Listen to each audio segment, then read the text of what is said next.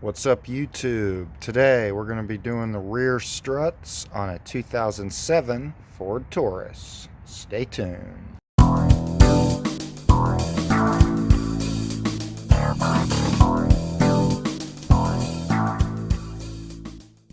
But first, I wanted to announce we've got some Andy's Auto merch now. We got a hat, a shirt, a sticker, a coffee mug, and even a hoodie. You can find these items listed below the video, or you can go to my channel page and you can find them under the store section. If you're interested in supporting the channel while also getting some pretty cool gear for yourself, go ahead and check those out. Now back to the video. Alright, so this is the vehicle right here. I got it parked in a reasonable location. Next thing we're going to do is go ahead and jack it up, get a jack stand underneath it, and we'll get the wheel pulled off. Alright, got it all jacked up. This bad boy is super duper rusty near the pinch weld, so I had kind of a difficult time jacking it up. I ended up jacking it up by this arm support here to the chassis, and then I put the big jack stand under it, pulled the jack out, and then I put this under it because I got a bit of other stuff to do today, and I may or may not finish the job in one day, but you'll of course be seeing it all in one video. Anyway, now that we got it all off, you can see why we are replacing it. Strut just completely blew out. Huge hole. So we're gonna have to get this off of there and start out by taking the wheel off. Let's get it. All right, here we are a couple days later, and as you can see, it snowed all over the place. Freaking sucks. But anyway, the next thing you want to do, there's a 10mm bolt right here that this connects to. You want to take that 10mm bolt out first. All right, and then once you got that 10mm bolt out, there's another bolt right here that holds the strut in. I believe it was an 18mm, and I've heard that those bolts can break, so definitely spray some penetrating oil on it. Here's my two bolts right there that I took off a couple days ago. Luckily, my bolt didn't give me too much trouble. And as you can see, from about here down to there, we've got the strut out. But unfortunately, since it broke up there, the spring is fully extended, and I'm having a real hard time getting it out of there. So I'm either gonna have to try to just keep working at it until it comes out, or I'm gonna have to try to compress this spring somehow, or I may have to take this bolt out right here so I can get the knuckle down a little bit lower. But we'll be right back and I'll let you know what I end up doing. Also, I want to point out the drum does not have to come off. Mine just slid off and I just got tired of putting it back on. So if you're wondering why the drum is off, that's why. You need some new headlights for your vehicle? How about some turn signals? Some that are actually very bright. Click the link in the description below and check out Auxito LEDs. And if you use code AndysAuto, you'll get 15% off your order. Now back to the video. Alright, I kind of got the strut through a portion of the coil spring, and I got it outside of the wheel well arch. It's probably going to end up scratching a little bit, but I'm going to try my best not to make it scratch. But if I can get that to come out of there, then we should be good. Obviously, this is not a normal circumstance because most of the time they're not going to be broken like this one is. But while I'm figuring out how I'm going to get that out of there, we need to take this seat out as well as this part of the seat, because the bolts to take the strut mount off are back in here somewhere. All right, so in order to get the seat out, you have to push the seat that way and lift up at the same time. So we got this side up. I'm going to do the same thing to the other side. All right, so we got that off there. Now you can see how the hooks are oriented. They kind of curve towards the rear of the vehicle. And then these are what they hook around. So like I said, you just push towards the rear of the vehicle and lift up.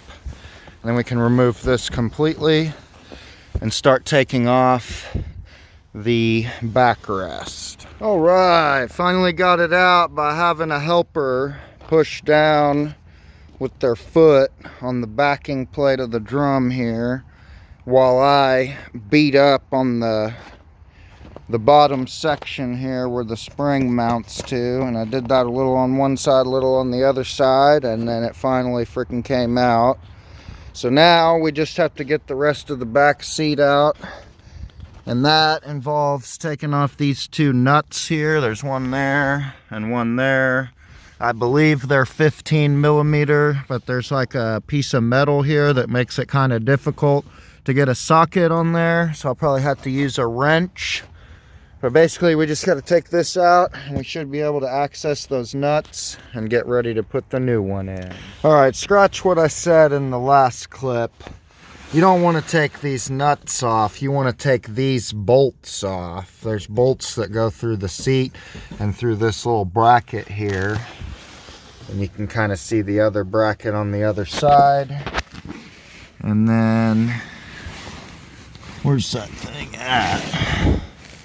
You can see it on this one. That's where it went through, and there's another one on this side somewhere. There it is. So anyway, now that we got the seat out of the way, we need to pop this up right here with a couple, they got a couple clips holding that on. There's one over there as well. So we'll have to pry that up. And you can kind of see one of those bolts there, or nuts, that we're going to be going after for the top of the strut. So we just got to pop that up and we can get the rest of this strut out of here. All right, now we got that popped up just a little bit. There's going to be this plastic insulation or noise canceling stuff right here. You just kind of pull that out of there. And that's our 3 nuts that holds the strut to the vehicle. I believe they're 13 millimeters. We're going to go ahead and take those off now. All right, finally got that top part of the strut mount out that broke because of rust. It's a pretty nasty break there. Finally got those 3 13 millimeters out of the back of the car, so we're officially at the halfway point. Got the new strut, so let's put it in. All right, so we got the strut in there. I had a helper put the nuts on while I held it up there in place. So I'll show you that. Putting it back on is essentially the reverse of removal. You can see those nuts on there. Looks like one of them came off, but I'll get those tightened up here in a minute. Then I had to use a long pry bar up in here and try to wiggle the knuckle and strut around a bit where I could finally get it to slide in there. So I finally slid in. And then we got the brake line back on. Now I just got to put the bolt in back here. And as far as the strut itself, we'll be finished with that part. All right, got the drum back off that kept sliding, or back on rather, that was sliding off on me. We got that brake bolt in, we got the strut in, we got the bolt on the back installed. So now we just got to tighten up these 13 millimeters. And then we can put the seat back in. All right, we got those nuts all tightened up. Now we can take the rear deck lid, and remember there was 2 of these push pins in it. So make sure that those get pushed back into the 2 holes they came out of. And then we can put the seat back on. Got it all pressed down. All right, and then once you got your hooks in place at the top so that the seat won't pull back, these holes should be lined up, and you can tighten that 13 millimeter bolt as well as that one right there. Now we can put the seat cushion back in. Also, funny little joke for you guys that you may find humorous.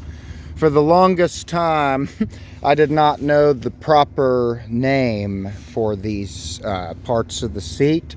So I would call this the back part and this the ass part. Didn't know what else to call them. But I came to realize this is the backrest and this is the seat cushion, in case anyone else out there refers to this as the ass part of the seat.